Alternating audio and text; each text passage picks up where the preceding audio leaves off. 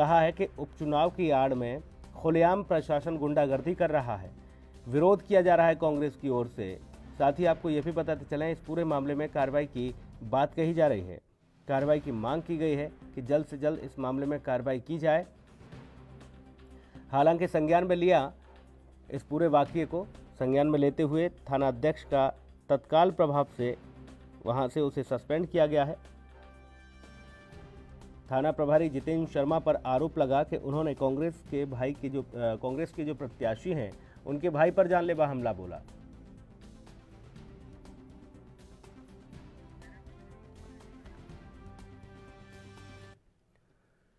शैलेंद्र हमारे सहयोगी जुड़े हुए हैं तमाम जानकारी के साथ। शैलेंद्र, अब तक हमने ट्विटर वार देखा था, जुबानी वार देखा, एक दूसरे पर आरोप प्रत्यारोप के साथ साथ तमाम सारी ऐसी चीजें देखी जो कि शायद अक्सर करके चुनावों में देखने को मिलती हैं, लेकिन अब तो खूनी संघर्ष होने लगा।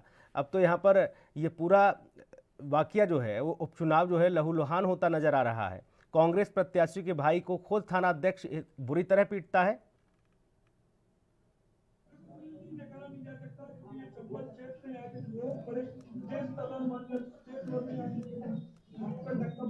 बात करें प्रत्याशी की, चूंकि प्रत्याशी जिम्मेदारी पूरे क्षेत्र की लेता है और क्षेत्र के साथ साथ आरोपों की हम बात करें तो आरोपों में साफ तौर पे ये सामने आता है कि जिस तरह से कांग्रेस प्रत्याशी से हमने बात की और जाना तो उन्होंने बताया कि थाने प्रभारी द्वारा हमारे ऊपर ये आरोप लगाए गए, मन कढ़ाई लगा के ये आरोप लगाया। साफ तौर पे ये तौर पे यहाँ पर देखें तो प्रशासन का उपयोग के आरोप लग रहा है, जबकि वे आचार संहिता में ये तौर पर जो भी चुनाव प्रशासन का निष्पक्ष काम करना होता है, सत्ता के पक्ष से या कोई काम नहीं करते, इससे सामने आ रही है। हमारे साथ मौजूद भी है बीएसपी से सोहेलाल कुशवाहा मौजूद है, यहाँ के स्थानीय जो प्रत्याशी है थर्ड पॉइंट से है और यहाँ पूर्व भी बीएसपी की कई जगह, तो इन चीजों को कहीं ना कहीं जनता और लोग नकार से नजर आ रहे हैं। वजह क्या थी शैलेंद्र, क्यों आखिर ऐसी नौबत आई कि थाना प्रभारी ने कांग्रेस के प्रत्याशी के भाई पर इस तरह से हमला किया, और अपडेट क्या है, क्या सस्पेंड किया गया थाना प्रभारी को? जी बिल्कुल, सस्पेंड के साथ साथ कार्रवाई जैसी शिकायत आई और दूसरी ओर हम देखें, ठीक है, मैं रोकूंगा शैलेंद्र। इस वक्त हमारे साथ रविंद्र तोमर जो कांग्रेस प्रत्याशी हैं जिनके भाई की पिटाई हुई है, वो खुद इस वक्त मौजूद है। तोमर साहब, बहुत स्वागत है आपका।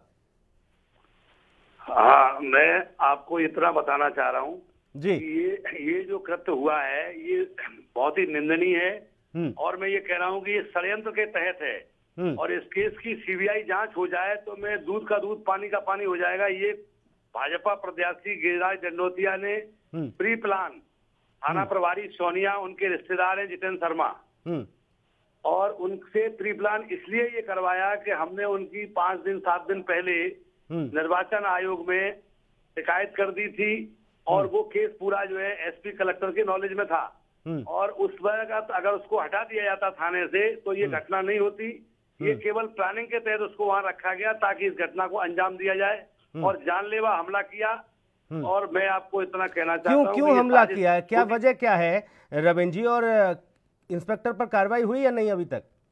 जी, क्यों हमला किया गया, क्यों आपके भाई की पिटाई की गई? मैं कह रहा हूँ ना, चुनाव का एक तो हार का डर सता रहा है, दूसरी बात ये कि साजिश इसलिए की गई कि हमने निर्वाचन आयोग में जितेंद्र शर्मा जो थाना प्रभारी सोनिया है और वहाँ का संबंधित प्रशासन जो भारतीय जनता पार्टी ने अपने प्रभाव के कारण गिरिराज दंडोतिया ने मंत्री का रसूख दिखा करके अपने ठीक है, आप देखिए, आप थाने में, ठीक है, ये जितेंद्र शर्मा भी शामिल था। रविंद्र जी, आपको जिम्मेदारी मिली है, आप एक पार्टी के प्रतिनिधि हैं, वहां चुनाव लड़ रहे हैं कांग्रेस की पार्टी, कांग्रेस के टिकट पर। आपका अगर आप कहीं कोई दिक्कत दिखती है तो सीधे तौर पर निर्वाचन आयोग में शिकायत करेंगे, लेकिन क्या इसी क्या रिटर्न में हमारे पास, मैंने 5-7 दिन पहले उसकी शिकायत की है। ठीक है रविंद्र जी, क्या इसी द्वेष से मारपीट की गई आपके भाई के साथ?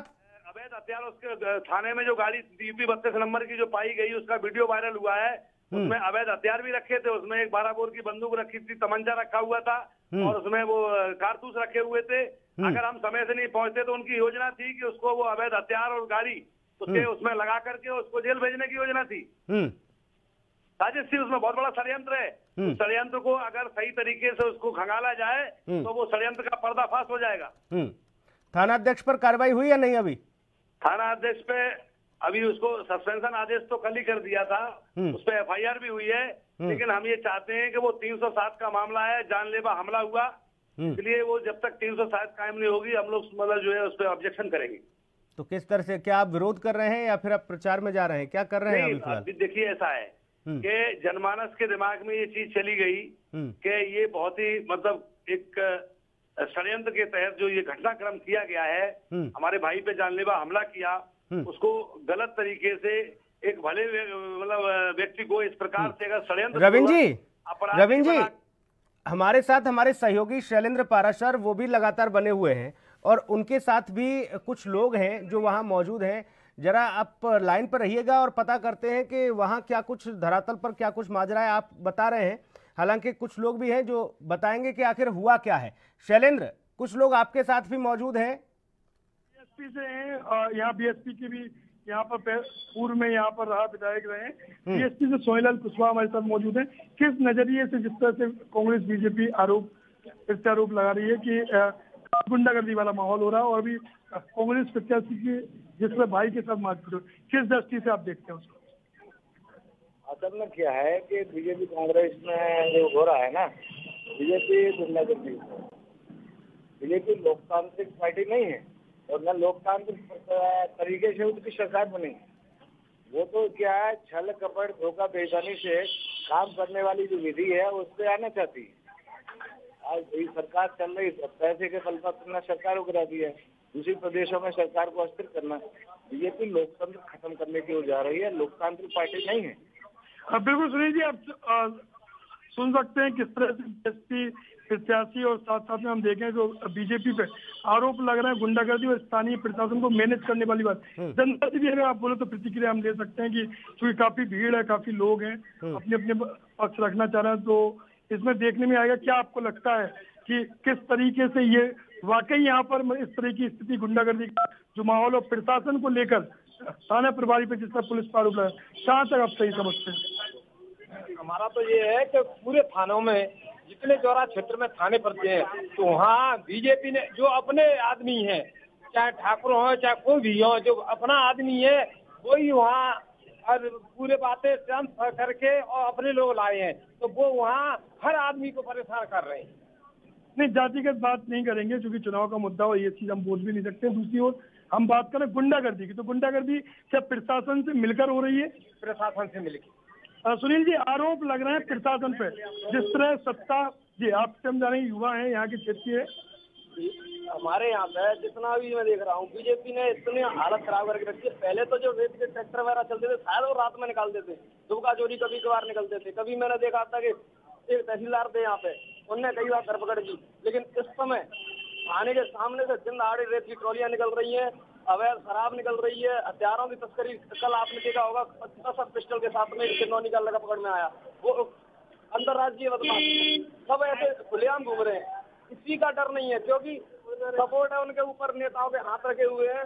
बीजेपी के खुलेआम गुंडागर्दी चल रही है और उन्हें कोई मतलब नहीं है किसी बात से। सुनील जी, तो समझ सकते हैं इसी तमाम अगर बातों पर गौर किए जाए तो यहाँ पर अवैध खनन के रविंद्र सिंह तोमर भी हमारे साथ हैं। शैलेंद्र, रविंद्र जी सुना आपने? रविंद्र जी आपने सुना कि लोग क्या कह रहे हैं कि खुलेआम बीजेपी की गुंडागर्दी चल रही है? खुलेआम चल रही है, वो दिख रहा है, वो सामने दिख रहा है। इससे ज्यादा और क्या देखना चाहते?